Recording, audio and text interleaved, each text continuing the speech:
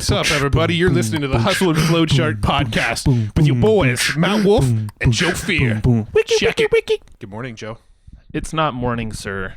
Oh, it's 2 p.m. This day is going by very fast. It feels like the morning. My head's not on. All right, I'm awake now. You're awake now. Yeah. So who do we have on the show today? We have me. Today I'm interviewing And Joe you. Fier. Oh, it's just the two of us. Just Making castles in the sky. Of us. Yeah. We've never made that joke before. We haven't. I'm surprised. Actually, I'm pretty sure we have. We probably have. I'm sure someone will correct us. We need like one of those Conan O'Brien fact checks at the end. I know. Or armchair expert. Yeah, armchair expert. That's what it is. Yeah. Not Conan. Yeah. I was thinking about doing that. In fact, when we did we recorded a few episodes last week on our batch recording day. Yes. We have had botched recording days, but no, last week Usually was a batch recording day. Usually the botched recordings, we just put them out there anyway and say, screw it. That's true. But we had our batch recording day, and there was like a few things mentioned throughout the day that thought crossed my mind that I was like, we should really have like a little fact check section at the end of the episode, because we had one guest on that mentioned like, Reddit is like the number 7th most downloaded or most visited site on the internet or something like that, right? And I actually was like, I'm curious about this, so I actually went and looked it up, and based on what data you pull from, it ranked anywhere from like 7th to like 15th most visited website on the internet. I was like, it would be kind of cool to have like a little like at the end, here's some of the stuff we mentioned but might have gotten wrong, and then shared the facts.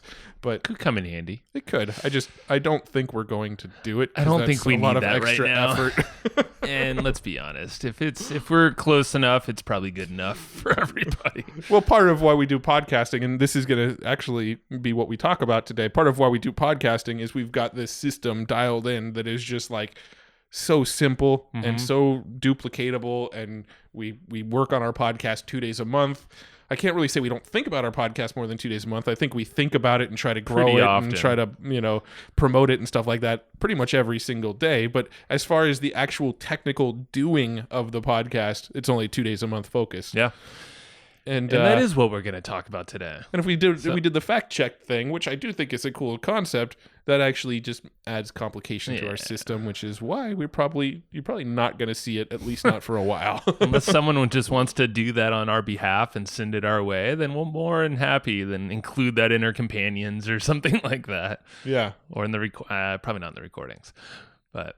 All right, moving on. We could make little mini Hustle and Flow shorts where we're like, hey, fact-checking some of our episodes. And that's a good little time for a shout-out, too, by the way, because we haven't really been talking about that Hustle and Flow shorts show too often. We have like a total spin-off short mini clip version of this longer form show. So Hustle and Flow Chart is basically chopped into like these bite-sized chunks that you can find at a whole separate podcast on iTunes or Stitcher or Spotify, wherever the hell you're at, called Hustle and Flow Shorts. Yep. And actually, hustleandflowshorts.com is a thing now. Oh, is So it? you I can didn't even know that. Yeah, so if you go to hustleandflowshorts.com, here, I'll actually, my computer's As his sleep. computer just went to sleep. I didn't time that well. But Hustle and Flow Shorts, it's like, the thing that I like about Hustle and Flow Shorts is you get like little bite-sized chunks of our show, right? They're like 10 to 15 minute clips for those who just won't listen to the longer form episodes. But what I also really like about it is that it kind of goes back into our archives from time to time and pulls out stuff that is like really killer content and still very, very relevant. But because it was like an older episode, some of our newer audience members may not have heard some of this stuff yet. True. Like I really, really like some of the stuff that we talked with like Billie Jean about, for instance.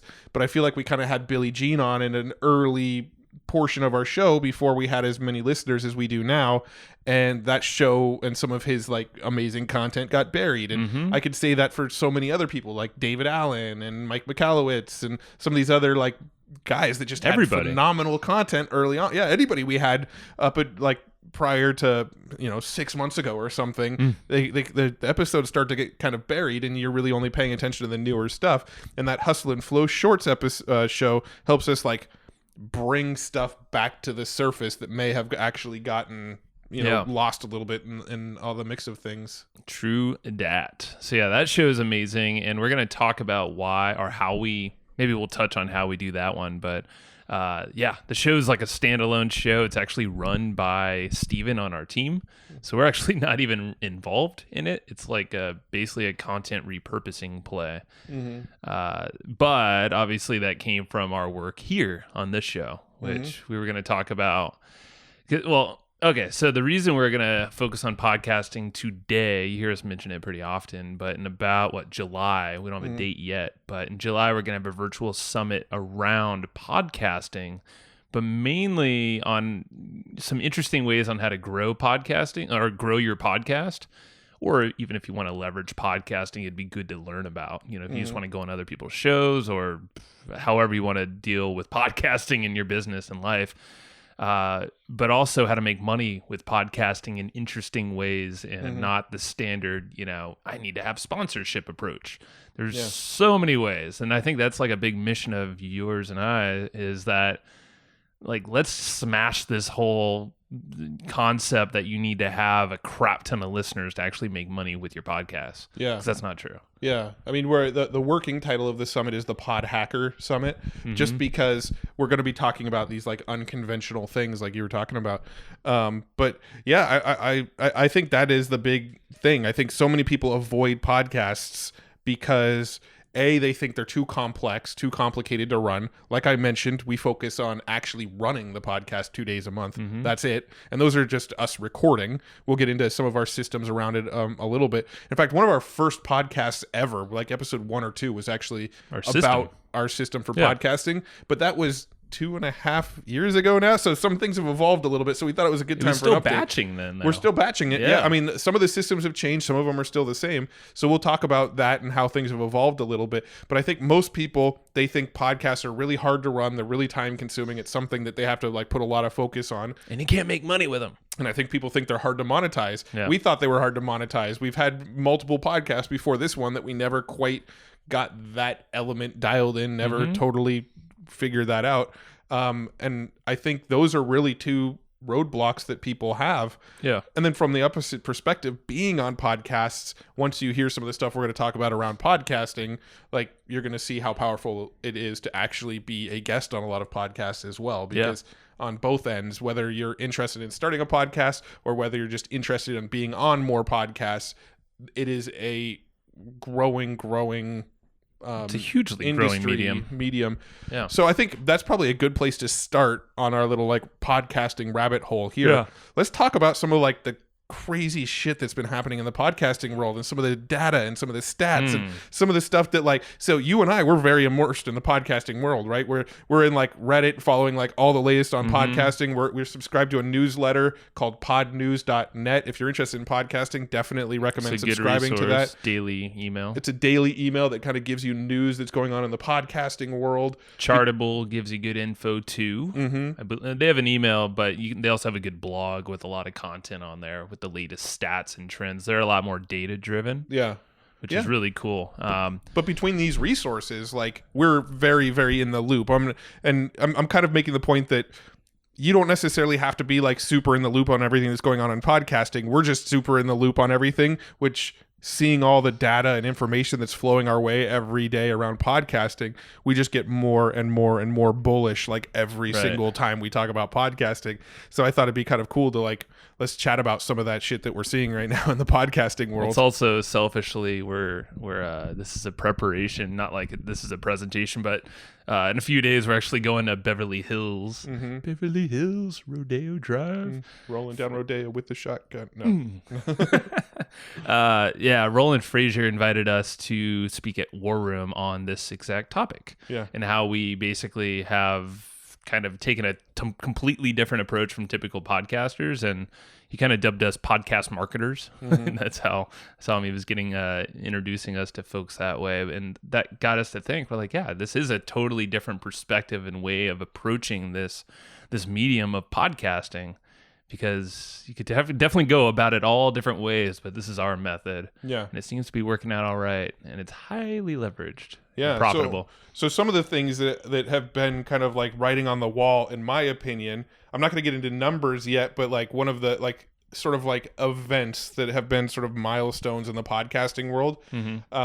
not too long ago, they started kind of making jokes on like Saturday Night Live about podcasters. They did like a mock podcast award ceremony where they like awarded people from like the show Serial and stuff, and they made fun of podcasting. There was a show called Alex Inc., which I think only made it one season, but it was based on or so. maybe like a year and a half ago, and it was based on the podcast Startup by Gimlet Media, which we'll talk more about Gimlet in a minute here.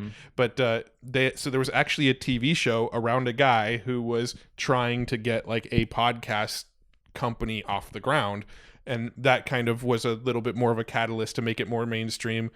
I think the original thing that sort of made podcasting really mainstream was the Serial podcast by Gimlet. That was a huge part, yeah. I feel like when that podcast came out, so many people went, ooh, this is really interesting. And people started to learn about like, oh, you can binge podcasts like you binge Netflix. That seemed like the catalyst for this most recent boom of podcasts. Because podcasts have definitely had like these spikes in the past, but nothing to this extent where it's now taking up, now there's like listenership is going crazy and exploding. There was some stat that said like it's going to increase 4 times the amount of listeners within, I think it was within a year or two, which is crazy if you think about it. Yeah. And yes, there's a crap ton of shows. I read some stat that there's 700,000 podcasts right now. Yeah. But still, if you compare that to like blogs, there's something like only 5% of them actively add new content frequently. And they all pod fade, which is basically a dead show after a while. Yeah, most of them can't seem to keep up with it. Right. Or they just do one season. I always think saying, oh, this is season 1 is a bit of a cop-out, because I think that's people's way of basically saying my podcast faded, but I want to bring it back around, so now I'm calling it season 2. Well, partially in this in this episode, ideally, we'll give you some ideas on how to not pod fade. We're not going to get into super deep details of how exactly, walk step by step. You can kind of refer to that previous episode, actually. Yeah. Batching is a huge part of it. Just scheduling your time and then with your guest time. Yeah. And then, so recently also, Spotify has been making some major waves in the podcasting world. So Spotify, maybe 2 months ago, 6 weeks ago, 2 months ago, they acquired Anchor and they acquired Gimlet, which is actually the company that made Startup, which that TV show Alex Inc. was on. And I don't know, I don't think it's been disclosed how much they invested in each, but it was something around $300 million for the both of them. Right. And if you're not familiar with Anchor, Anchor is like a real simple podcasting platform. It's like a web-based podcast platform. You go to like your Anchor FM account, you create an account just like you would like a Facebook account or something, and then there's like a record button and you can just record audio, and then your podcast goes out to the world. Easy. It's just like a super low-hanging fruit way to like create podcasts online. And then Gimlet Media was a podcast production company that had like really high quality, really like well published and produced podcasts, like that Startup show. And they're still around. They just now got acquired by Spotify. They're just owned by Spotify now. And so, what we're seeing kind of happen is that Spotify they're kind of trying to seemingly take like a bit of almost like a YouTube meets Netflix model. Like YouTube is really easy for creators to get content online that anybody can see. Well, Anchor is that same thing, like in the audio world. Anchor makes content really easy to get online. And then YouTube has this YouTube Red, which is like their premium monthly membership where you get exclusive content from YouTube and they remove the ads. Well, that's Spotify's model already, right? Is they have premium monthly membership that removes the ads, and then they have some Spotify exclusives. So they're trying to push the podcasting world into that place. And then they also just acquired another company. They just did one more for, I think, another $100 million. So I think total, I don't know what it was. I think it's another production thing. Yeah, they were called. They're trying to own network. It started with a P. They're basically. It seems like they're trying to own networks and owning the assets, but also owning the process, the production. It's from start to finish if you think about it. And it's super kind of like Netflix if you compare that, or even Amazon with how they're doing these like Amazon and Netflix exclusives. That's kind of what Spotify is doing, except for, I think the majority of the shows are still distributing them everywhere. They just happen to really own the asset and probably all the monetization, everything that happens in there. Yeah. And I believe they said Spotify claimed that they're going to invest up to $500 million within this year in the podcasting space. They've already invested. They're almost most there. Of that. yeah. I think they're at 400 right now, but still, that just shows you the amount of money that's getting thrown around. Yeah, I mean, hey Spotify, if you're listening, we will take that last $100 million off your hands if you need us to. You know, we're a production house. We have content like crazy. Got great networks of people around us. And I'm sure we can wrap up some other shows within this podcast network if we wanted to. We can roll this thing up for you if you'd like. All right, thank you, Spotify. But just seeing like what Spotify is doing, and like this is like a unicorn Silicon Valley kind of company going and taking all of this investment capital and buying up other podcasting companies, and that's sort of a sign on the wall that they're very, very bullish about it. And then right around the same time that this stuff happened, iTunes was actually sort of frozen for a while, right? You'd log into iTunes and they had like a section called New and Noteworthy, and that section was frozen for like a year, probably even longer than a year, where you logged in and like the New and Noteworthy shows, some of them were shows that had like 7 episodes that were a year old and they hadn't made anything new or noteworthy in the last year, but they were still sitting in New and Noteworthy. And it's basically you're saying that Apple just took their foot off the gas 100%. With podcasting. And then it was frustrating as hell as a show owner too. Yeah. You're trying to get in this spot and you're like doing everything you can, because we've been in there before with the previous show. But this time it was like impossible, because the entire length of our current show up until like literally the last month or two, that thing's been freaking frozen as a rock for like 2 years. Yeah. And then just right around that, within like a week of Spotify acquiring Anchor and Gimlet, all of a sudden the New and Noteworthy started popping new shows up in there, and they started actually like updating the iTunes like interface with new shows. My understanding was there was actually a like a literal person who was moderating what was going in New and Noteworthy. That seems like a lot of effort to me. I don't know if that's true or not, but that's something You'd think I heard. that Apple would be smarter than that. But let's automate this with an algorithm. Supposedly they had somebody actually moderating the New and Noteworthy shows, but I don't know if that was true. But all I did notice was that as soon as the Spotify, Anchor, Gimlet like sort of acquisition happened, the oh shit factor popped up in Apple's brains. Yeah, iTunes went, oh, maybe podcasting is something we should pay attention to again. And then just recently, this is something I read in Pod News, is they just actually hired a new like head of podcasting at iTunes. So they actually have like a person in charge who used to work for some sort of podcasting media company, a Gimlet type company. But somewhere else, I can't remember the name of the company. They actually hired somebody from one of these media companies to come in and actually like head up the podcasting area of Apple. So now Apple's starting to take notice. So if anybody's wondering, why do we talk about podcasting so much? Why do these guys have such a hard on for podcasting? It's because of all this shit that we see happening. We're like, what the fuck? Like, Spotify is investing tons of money in these companies, and Apple is all of a sudden turning their attention to these companies and doing a bunch of shit.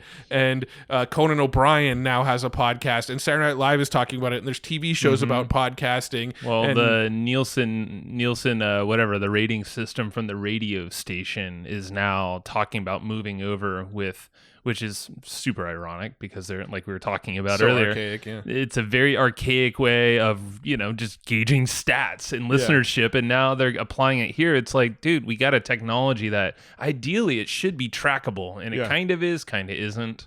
But let's be honest, the technology is very archaic in the podcasting space.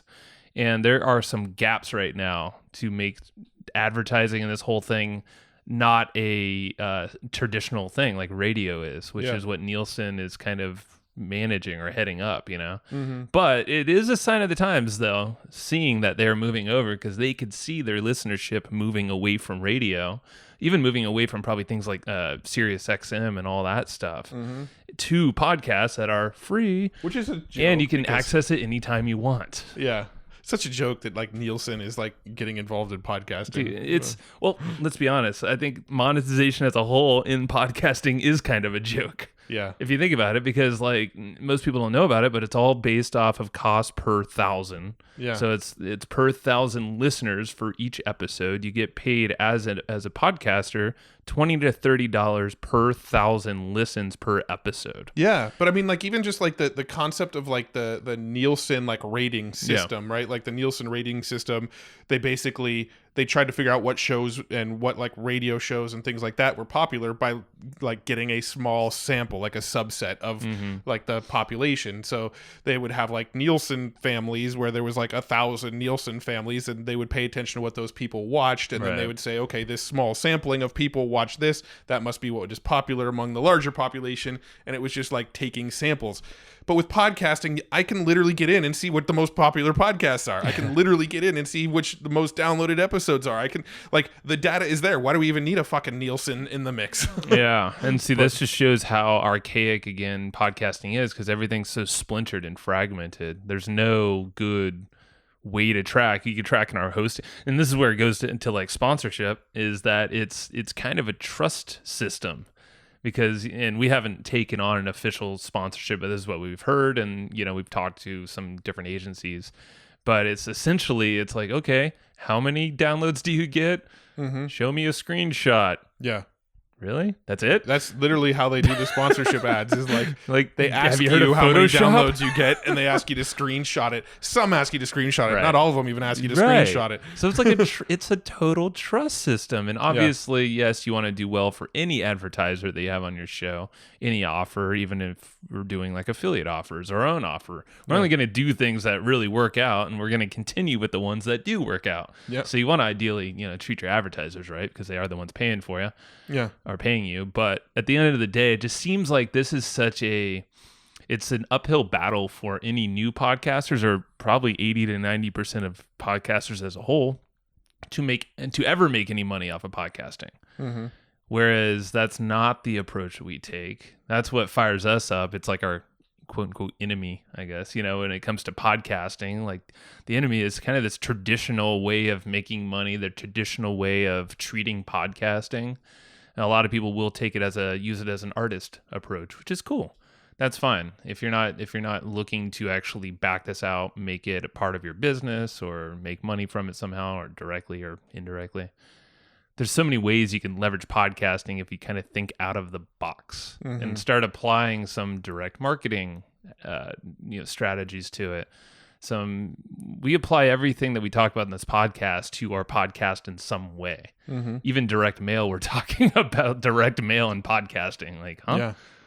And I don't know. This is what lights us up about podcasting. It's not saying you got to do everything, but we choose to approach it with this different way because of the momentum that's growing, because of the gaps that are out there. And we're realizing, like when we went to Podfest in Orlando, we're just talking about how, hey, instead of traditional advertising, you can actually do affiliate links and partnerships and do some shout outs that way on your show, instead of waiting for you to get thousands of downloads per month. Yeah. Well, when you have a podcast, even if you have like one episode of your podcast you just started, like, I've heard a lot of advice and wisdom from people about like, oh, you shouldn't go get sponsors on your podcast until you're getting 20,000 downloads a month. And some people even said, don't get sponsors until you have 20,000 downloads an episode. You know how freaking hard it is. Shit. It's a load of shit. And you know how hard it is to get that many people on your show? Like, without you pod fading? Yeah. Because you got to think, like, grind to get to that kind of download numbers, for sure. Like, if you don't have the system in place, like for us, we batch record and we make sure that we are not the bottleneck. Like, that is the number one thing, the approach we took from the very beginning of the show. So in that whatever number episodes, maybe it was the second episode or something. I don't know, whenever it was. Yeah, it was one of the first three. I don't remember which one. Like, that hasn't really changed much at all. Maybe slight tweaks here and there, but it went from 1 day a month to 2 days a month. That changed. That's the only difference, really. Yeah. Yeah, because we upped the amount of times that our episodes get released. Yeah. Based off of demand, and because the systems allowed us to record more, because we're like, it doesn't affect us. But going back to like the statement about like, even with your first episode, like, why like don't even think about getting sponsors. Okay, yeah, you're probably not going to get any sponsor to have any interest in you, but what's to say you can't pick an affiliate product, mention that affiliate product. This episode's on the internet forever, theoretically. So, you know, you could be potentially making sales off that affiliate product that you mentioned 10 years from now. Why would you not like pre-monetize that episode? I don't understand the thinking behind it. Like, it's traditional thinking. You got to figure, like, if I have a podcast, and which I do, if it became a really, really popular podcast, don't you think some people are going to go back to episode 1 and go, I wonder how this started. I wonder how they sounded the first time away. I wonder if like they had the same confidence in their voice the first time. I wonder if their interview questions were as good on the early episodes. I want like people go back because they want to see that journey. People will go back and listen to episode 1. Mm-hmm. We're 2.5 years in now. We still get downloads on episode 1 every single month. Sure. So why the hell would we have like, why not monetize that? Why not mention an affiliate product on it? Why not like, what might even be interesting for sponsors is sponsors could go around and for super cheap go and buy up like brand new shows that have no following yet with the idea that a percentage of them will be big, right? Think about like the startup world. The whole like philosophy behind investors and like angel investors and venture capitalists in the startup world is they're going for volume, right? They might go and invest in 20 different companies at any given time, knowing that maybe 1 or 2 of them might be unicorns and make up for all of the losses on all the other companies, right? It's a numbers game. Yeah. Like that could be a philosophy for sponsors. Go and find the really, really, really early shows that are like, I have no idea how to monetize this, and offer to pay them like, hey, I'll pay you $50 to mention our product on your first episode, right? Yep. Do that for 100 podcasts. You end up paying, what is that, $5,000 or something? Yeah. But you're on 100 podcasts, and maybe 10% of those podcasts go on forever and build a huge audience. You never know. It's a long-term approach, but yeah, it's like, shoot, if you got the money, if you have a brand out there and like maybe a niche that's not too expensive to advertise, maybe it's not the marketing niche, but you go to horses. We heard that there's a horse network that's like super popular. I think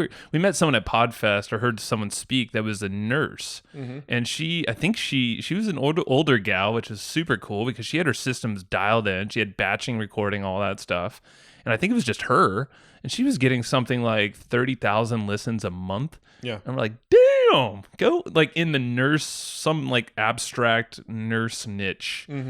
Like it wasn't just nurses broad, it was like a very specific type of nurses. But like think about if you had a brand in that space and you saw someone like that, like, dude, how more targeted could you be? And if you get in there early, it's probably super cheap too. Yeah, for sure. Yeah, lots of ways to make money with this bad boy. Yeah, there's lots of ways to make money, and I would think like if you're someone who thinks you're going to eventually monetize your podcast, just start doing it from day one. Yeah. Maybe sponsorship isn't the route from day one. You're probably going to have a hard time getting sponsors, but you can always use this concept that we've always talked about called mock sponsorships, where we just find an affiliate link and we mention them as if they were our sponsor, right? Like we've done that with Gen M on several episodes. You don't even need to call them a sponsor. You can just say like, hey, we really like this thing. Yeah. No, like, it's the same thing. Yeah, you don't have to say we're sponsored by. Just say you could say we're supported by. Because it's the same. It's the same thing. Look, we're supported by Gen M. If you go and sign up, we get a little kickback. They're supporting us. They're not necessarily a sponsor. That we never signed a sponsorship agreement, but they're need to. If you go and use Gen M through our link, which is evergreenprofits.com/Gen M, we do get a little kickback from them. It's not huge, but it's a little kickback that for them saying thank you for sending us a new customer their way. You can do that on episode 1 of your podcast, even if you only have 6 downloaders and 2 of them are your parents. Downloaders. Yeah, it's true. So getting into, I would say, because we have this whole thing, like we actually made a little chart for this presentation we're going to do, but it's a comparison chart to like typical podcasters to us. Us and the way that we approach it, and like batching's huge. The way that you just mentioned there is mock sponsorships is huge, and just that alone should give people ahas that you don't have to take this traditional approach. You being a marketer, listener, business owner, like you probably think like, oh, that's a good idea. But when we took that to like the podcaster space and people who don't really think that way, and like, hey, you can insert your own thing, you can have control. Their minds were blown. Yeah. Which just shows you how, like, the podcasting space, there's a lot of growth to be had right now in there. So if, I don't know, being a marketer there and looking for gaps, like you listening, I mean, there's no way we can fill all these gaps, but there's a lot of opportunity in the podcasting space right now. Yeah. I mean, we were actually here's another shout out. Both you and I just listened to a book on Audible called How to Be a Capitalist Without Any Capital by Nathan Latka. Great book. Highly recommended. But oh shit, I just totally lost my train of thought. He had some great concepts around podcasting. Well, he had a concept of bringing on, because he has a daily show called The Top, And it's a daily show that he talks to business owners and he brings on CEOs onto his podcast, and he follows up with each one of his CEOs to basically thank them. It's all that stuff. We do the same thing, but he pitches them every single time on becoming a sponsor. And there's actually a script in the book. I don't know off the top of my head, but he's like, hey, have you ever thought about or experimented with podcast sponsorship? I got like a cool little package if you want to give it a shot. Very light email, but he sends it out 30 times a month because he has 30 people on his show, and he said it's always filled. Yeah. You know, and I think his conversion rate's pretty good too, because people are like, oh yeah, that sounds interesting. Yeah. And we've even thrown that idea out because we haven't done it yet, but you can create a package that's unique. It doesn't have to just be your show. Like in our case, we have a platform. We have that. We have email lists. We have direct mail. We have, our blog, banners, all sorts of different things, videos, stuff on Facebook, Google ads. You can build that into this kind of sponsorship advertising package and then put a price on there. Yeah. And when you make it something different, now you're not stuck on that CPM thing. Mm-hmm. You kind of create your own little beast. And obviously there's more advantage if you're doing stuff that's a little bit more direct response. Mm-hmm. When you take it to our blog, email, ads, then you can kind of start tracking conversions and all this cool shit you can't do on a podcast unless you have some link, There's something else that is really cool that he's doing, and I was going to bring it up, and then it just like popped out of my head, right? I was guessing that was it. But. Yeah, no, that is something that he's doing that's really smart. He's bringing on CEOs and basically trying to convert them into sponsors after the show. He's also doing Patreon stuff. I don't know if that's what you're going to like, premium content and yeah. He's doing. I'm trying to jog your memory right now, so I don't know. It'll come back to me. We could just keep on going, and if it pops up again, then I'll bring it up again. But it's a great book. He talks a lot about like various podcast strategies in there. He leads his business. The content aspect of his business is all podcasting, just like it is for us. So that's he's got some really, really interesting concepts in there. He actually spun off a whole different company. Remember, based off of the stuff that he was getting. He was getting stats or something from these guests, and he actually made like some separate website from the data that he mined from his podcast. Yeah. I don't know. Basically, like what you just said, everything starts at the top with this podcast. No pun intended for the top podcast. His podcast is called The Top. But the idea, and just like us, it's our content creator. Yeah. Like from that top thing, we happen to just repurpose our content in all different ways, including a whole separate show. Yeah. And he happens to do it in the forms of gathering sponsorships, Patreon, creating a whole different website that I think is a continuity website. So that now he has recurring revenue based off of everything that the podcast brought into him. And his network has probably expanded like a madman. Yeah. And he's leveraged his podcast to invest in other companies and to, find people that have invested and bought some like companies off of him. And just like he's used it as that insane network tool too. And we may have already touched on what I was thinking of. I don't know, like it's lost now, but but there's so many different ways to monetize a podcast, and one of the ways that we're actually talking about doing it through like direct mail is one thing that nobody was doing when we were at Podfest is nobody was actually using podcasts to try to grow an email list. Right? Yeah. It seemed like pretty interesting. It was like foreign to them when we were talking about this. We're like, how is this a foreign thing? Yeah. Follow-ups. So we had this idea of every time we do a podcast episode, let's have one of our team members take notes on it, and then we'll use that as our opt-in. Anybody who listens to this show can then go to our website and opt in, and basically if you're out driving or whatever right now, you don't have to be sitting there taking notes. You can just go download our notes later. And so we started doing that, and it just made our list growth explode. We started growing our list really, really fast on the back of that.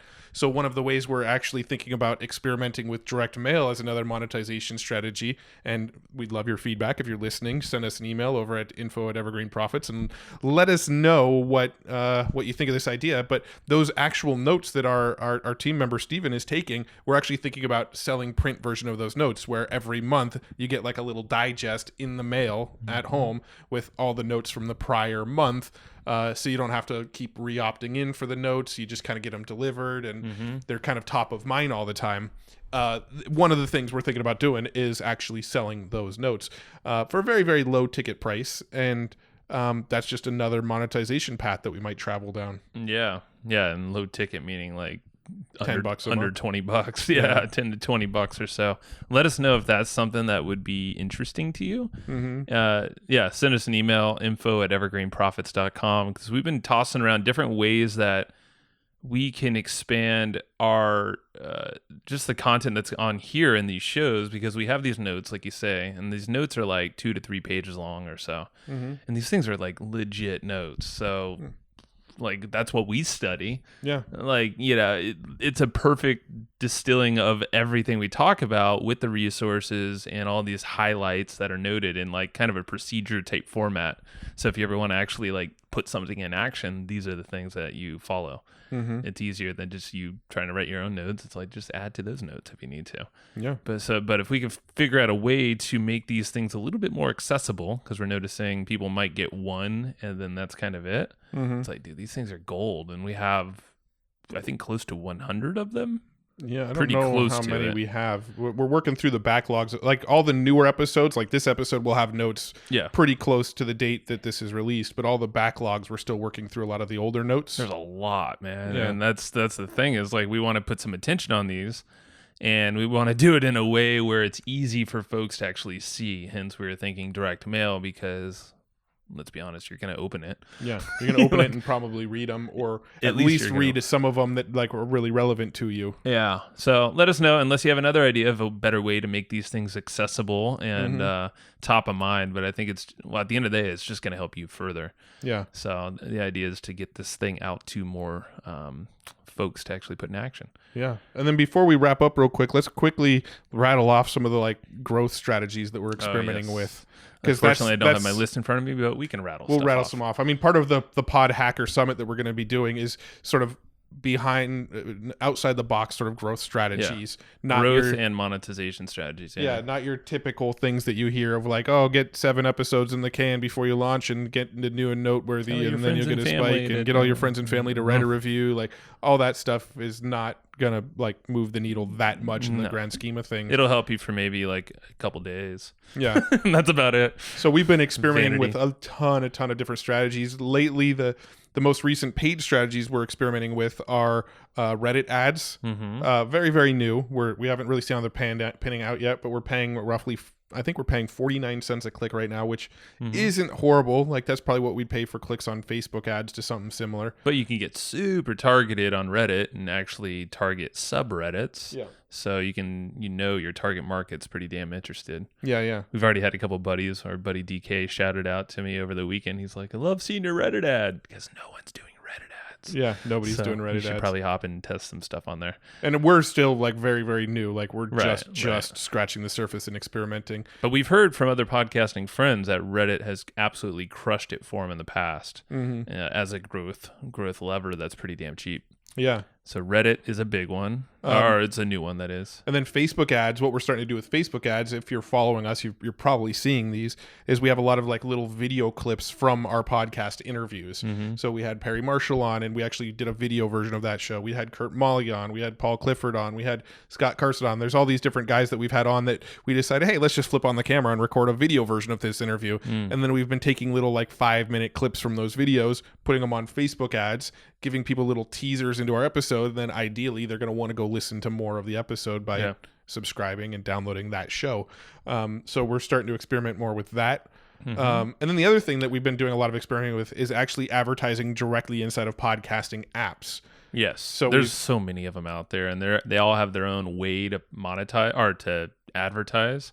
Some of them even make you sign NDAs, so I can't even go too deep into how some of them work. But we've been experimenting with Overcast ads, and there's an app called Podcast Republic that we've experimented with buying ads on, and there's an app called Podcast Addict that we've been talking to about potentially advertising on their platform. And there's a lot of ones just like that. And basically the way it works, and this is what we're realizing, is that each platform, so the platform that someone listens to the podcast on, there's a way usually to advertise in there. So but again, it's all super segmented, so you got to like kind of pick and choose which one's going to be the best fit. Some are just on Android, some are just on iPhone. Again, this is where it gets confusing. But word of mouth, and that's kind of how we go. Is like, oh, our buddies from this show said they got good results. Okay, well, let's give it a shot. That's kind of what we've been doing and just experimenting. Yeah. Overcast did really well for a while, but got a little bit more expensive. Yeah, their pricing has gone up because it's gotten so popular as an advertising platform. Yeah. And as far as like mass like subscribers, it wasn't super impactful. I think every time I think we run an ad, we'd probably get another 500 subscribers to the show or something. Right. And it's great for the price we were paying. Back when we started, we were paying $400 or $500. We were paying roughly $1 a subscriber, which is a good target number. Now it's inflated to where you're paying like $1,200. Yeah. And you still get the same amount of subscribers. So now you went from like $1 a subscriber to like $3 a subscriber, which that math doesn't work out for us quite as well. Really quick, I wanted to touch on our show notes because this is a main way that we monetize. Mm-hmm. And if you're comparing our show to a lot of even business podcasts, which blow me away, please, if you have a business show, for the love of God, make good show notes pages and actually have lead captures, multiple options, referral link, whatever you got to do, pixels, all that fun stuff. We do it all there. Mm. So if you just go to our show notes page, you'll see this in action. But that's like, instead of iTunes, a lot of podcasters will rely on iTunes for growth. Well, screw that. It's great. Yes, it's good for discoverability, but it's hard as hell unless you have a crap ton of subscriber growth, because that's what really pushes you up the charts from everything that we've heard and seen. Yeah. Reviews don't mean anything, just subscribers. Yeah. And the momentum of it all. Yeah. A lot of people, but you hear a lot of people on their podcast at the end saying, hey, if you like this show, go review it on iTunes. Reviews do not help you with the algorithm. It's a social proof thing. But we were even talking to one of the guys that we work pretty close with Kurt Molly, and he was basically arguing with us the other day that social proof actually does not really have that as big of an impact as you might think. Right. And so reviews on iTunes doesn't really help you get any. I wouldn't worry about them. Yeah. No, you obviously want subscribers. Have some, but they're going to come naturally. And I'd say, focus on subscribers first, and then you can always ask for. Yeah, go leave a review if you want, but don't expect that to climb the charts for you. Yeah. And so a lot of podcasters will rely on iTunes, and we deliberately, from day one of this podcast, we had the choice. Like, okay, call to actions. Do we send them to iTunes or do we send them to our show notes page? Mm-hmm. And we thought about it. We're like, okay, on our show notes page, we have control for follow-up. Email at a very minimum. We can get them opted in for like a companion or a transcript. Mm-hmm. Those are the two like easy gimmies right there that any podcaster can do, or a cheat sheet, whatever you got to do. Something sexy there for the free opt-in. And then have your pixels. We have Facebook and Google at a minimum on the page, so we can retarget folks depending on just them landing on the page. And then we have push crew on there, so browser notifications, affiliate links to make money directly that way. I mean, we also have banners that lead them deeper into our content too. Like, one of the things we've recently been doing is we've been writing articles about affiliate products that we use ourselves and really like. And so I've actually been creating banners that when you click on those banners, they link to the articles about the affiliate products that we like. So you actually start getting into our little affiliate marketing rabbit hole by just viewing our show notes. Yeah. I mean, if you just think about that was our thought pattern, is like, take them to show notes, not iTunes. But if you go to, I guarantee you, the most of the podcast, if you listen, just look at your podcast player where you're listening to right now, and check out some of these other shows, and just go peruse their show notes page if they have one. I bet most of them will be like just the basic page that was given to them by the hosting provider. Yeah. Or something that just has like maybe a handful of bullet points and like the player. Yeah. And it's like, dude, for the love of God, like everything we do, it like gets our episodes ranked. SEO. Yeah. What do you know? We have like a whole massive list of text there, plus the audio, sometimes even the transcription. We get ranked. Like, we can rank for most of the guests that come on the show, even the big ones. Yeah, for sure. Big name ones. So I don't know. It's very interesting, all these little levers that a lot of podcasters will ignore. Yeah. And then this is why, like, we have nowhere near the amount of listeners compared to some of the people we know, yet like we are able to back out much more revenue because of that. And it's an interesting, because it's a systems thing, I feel like. Yeah. But saying that, every show that's out there that has a lot of listenership can change this for their own regard. And I think it starts, we were talking about it the other day, it's really just have a good way to grow a list. Yeah. Like, if you could just apply that to podcast and then follow up with whatever strategic offers, more content, and, ways to purchase something. Or maybe it's just another way to have your sponsorship money go further. Maybe you can charge more, demand more for your show. Well, right now, in emails. Right now, most people make about $30 per 1,000 downloads. So if you're making, if you have 10,000 downloads a month, you make what, $300 a month off a show that gets 10,000 downloads a month. Yeah. Right. So we've actually backed our own math out to where we make about $3. Yeah. We make about $3 per listener. So exactly. So now we created a little calculator because we're just curious. Yeah. So if you got 10,000 downloads per month, would you rather make $30 per 1,000 or $300 per month, or would you rather make $3 per download, which checks out as $30,000? No, $3,000 a month. $30,000 a month. $30,000 a month. $30,000 a month versus what did I say originally? 300. 300. Math is hard. I don't know. It's either 300 or 3,000. I don't know. My brain is fried. Either way, it's if you go the angle that we're trying to say here, you have exponential growth. Yeah, and it's simple math, really. Obviously, podcasting, there's a lot not of for us today, apparently. But simple math when you write it down. Yeah, and have a calculator in front of you. It's all right, guys. You don't need to email us to tell us what the actual number is. Just trust me. It's better to have $3 per download than $30 per 1,000 downloads. It's just the math of thousands, basically. So it's that whole traditional approach. I'd say that is the thing that excites us the most out of this whole medium, and the way that you can approach it. And anyone can do this. It doesn't have to rely on you. That's another thing. Most podcasters think they have to do it all. Yeah. It's like, why would you think you should be recording and editing your own stuff? Yes, you're probably more than capable, but guess what? Someone on Fiverr is also extremely capable. How much is your time worth? Yeah. And just imagine all the other stuff that's involved at podcasting. There's the marketing of it, and it's all the stuff that a lot of people don't think about when they say, hey, I think a podcast would be really cool. Hey, you should do a podcast, because you hear that talk a lot more, at least we do. Yeah. And people don't see the bigger picture that will actually make the bigger moves. If you focus an ounce of that effort on follow-up, maybe talking to any of these guests for sponsorship opportunities, or thinking of how you can do all this marketing here that we've been talking about. That's a better way to position yourself or use your time. That's where we spend our time. Yeah. And then, so we got to wrap up here, but the last little point that I want to make before we go ahead and call it on this one is that when you have podcast listeners, they are the best possible lead that you could get in your business. Would you rather have somebody that maybe Googled something, clicked over to your website, read it real quick, and then disappeared? Or would you rather have somebody that literally just listened to you for an hour long, right? These are the most engaged possible people that you can talk to, because they're in your ear for our case, it's almost an hour each time. Usually not this episode, but usually our episodes are over an hour or right around an hour, and you're getting people that are listening to you that feel like they know you, that feel like they have a relationship with you because they've listened to you so much. The average consumption on Facebook was what, 6% or something? I read a stat. It was Facebook video is only 6%. Yeah, our low end, our shitty podcasts that didn't do that well, our consumption's 60%.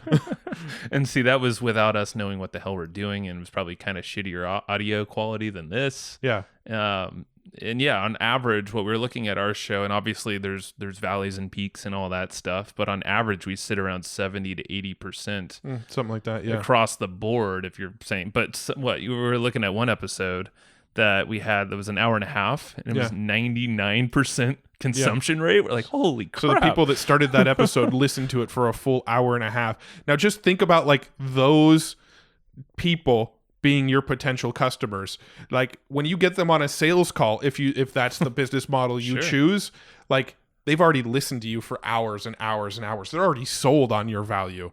The selling becomes so much easier. Everything does. If you're trying to sell somebody a course and send them to a sales page for let's say a $300 product, do you think it's easier to sell somebody who's listened to you for hours and hours on end and are already like privy to your value, or do you think it's easier to sell somebody that came in off of Facebook ad that had never heard of you prior, right? This is why we're so bullish on podcasting, and this is why we're so passionate about it, and this is why like we can literally make hour-long episodes talking about why we're excited about podcasting.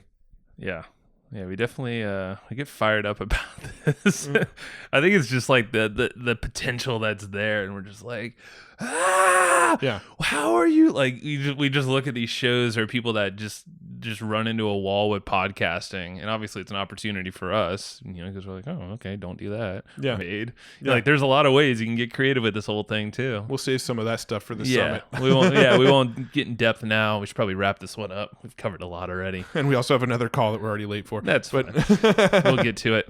But yeah, it's hopefully you can see how. And this isn't, again, not all about you starting your own podcast, even though it's probably a good idea.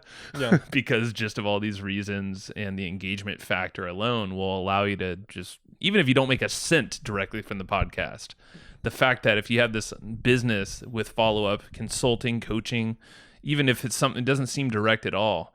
Like we have our buddy Chris Martinez is just starting a podcast. I think now because he's probably hears us often on here, and he's going to see a direct in what he has.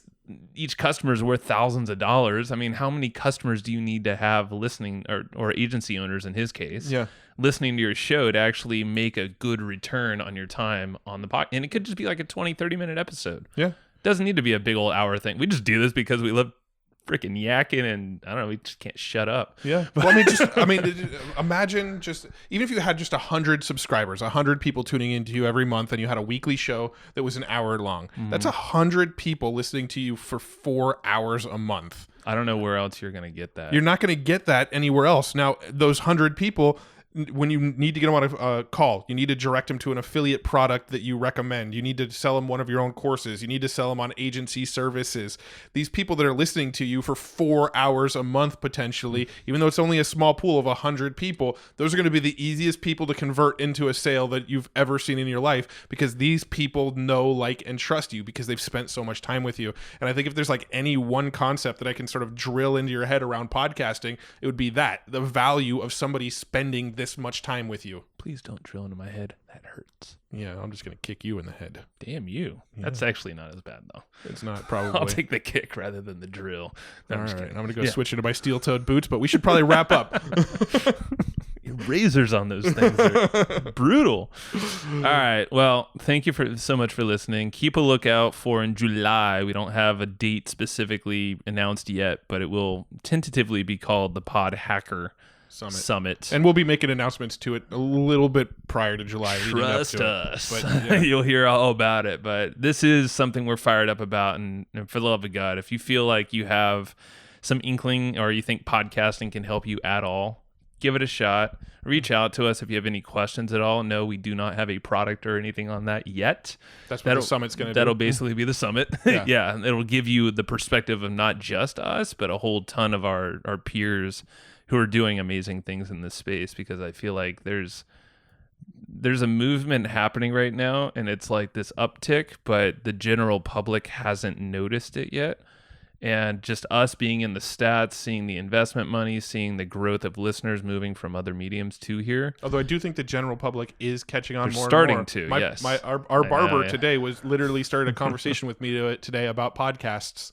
Our barber, I will see him tomorrow. I'll continue that conversation. Matt's all primed cut for this war room presentation. I'm look like a hairy beast. Yeah. Well, wisdom. Even when you cut your hair, you look like a hairy beast. Let's be honest. All right, let's get out of here. Thank you so much for listening. Check out where should they go after this? We have a little outro. Oh, we have an outro. See, that just shows you how much I even know our process. I'm like, how do we go check out the companions for this episode if you didn't take notes on it or you want to get some more details about it. Go to evergreenprofits.com, get that stuff. Yep. You dig. Thank you. And now I'm going to go play our outro, which is going to tell you to do the same exact thing. Thanks, everybody, for listening to this episode of the Hustle and Flowchart podcast. before taking the time to listen, we want to give you something a little bit special. Every single episode that we do, we actually have somebody on our team take notes. We basically have a Cliff's Notes version of every episode where you can go and find all of the tips and tactics that they laid out, all of the resources that they laid out, all the good stuff from this episode. We actually have a nice simple notes version that you can find on our website. So go to evergreenprofits.com, find this episode that you just listened to, and give us your email address and we'll send you the notes. Thanks for listening. Go get it. Wiki.